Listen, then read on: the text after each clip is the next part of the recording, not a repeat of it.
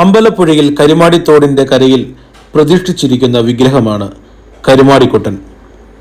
ഇത് ബുദ്ധപ്രതിമയാണ്. ജൈന വിഗ്രഹം എന്ന ധാരണ ശരിയല്ല എന്നാണ് പല ചരിത്രകാരന്മാരുടെയും നിഗമനം. തോട്ടപ്പള്ളിക്ക് സമീപം കരുമാടിത്തോട്ടിൽ നിന്ന് ലഭിച്ച വിഗ്രഹമാണിത്. പീഠം ഉൾപ്പെടെ 3 അടി ഉയരമുണ്ട്. പ്രതിമയുടെ ഇടതു കൈ നഷ്ടപ്പെട്ട് എച്ച് ബാസ്റ്റ തിരുവിതാംകൂറിലെ ചീഫ് എഞ്ചിനീയർ ആയിരുന്നപ്പോഴാണ് ഈ വിഗ്രഹം കണ്ടെത്തിയത്. വില്ലമംഗലത്ത് സ്വാമിയാരെ തീണ്ടിയ പുലയൻ സ്വാമിയാരുടെ ശാപത്താൽ കല്ലായി തീർന്നതാണ് എന്നൊരു കഥയുമുണ്ട്. ചെമ്പകശ്ശേരി രാജാവിനെ നശിപ്പിക്കാൻ ചെങ്ങന്നൂർ ഗ്രാമക്കാർ അയച്ച ദുർദേവതകളിൽ ഒന്നിനെ കാമപുരത്ത് ദേവി ശപിച്ച് ശിലയാക്കി എന്നാണ് മറ്റൊരു കഥ. പ്രതിമയുടെ കാലം 8-ാം നൂറ്റാണ്ടെന്ന് കരുതുന്നു. കുട്ടികളെയും കന്നുകാലികളെയും കരുമാടിക്കുട്ടൻ രക്ഷിക്കുന്നു എന്നാണ് വിശ്വാസം.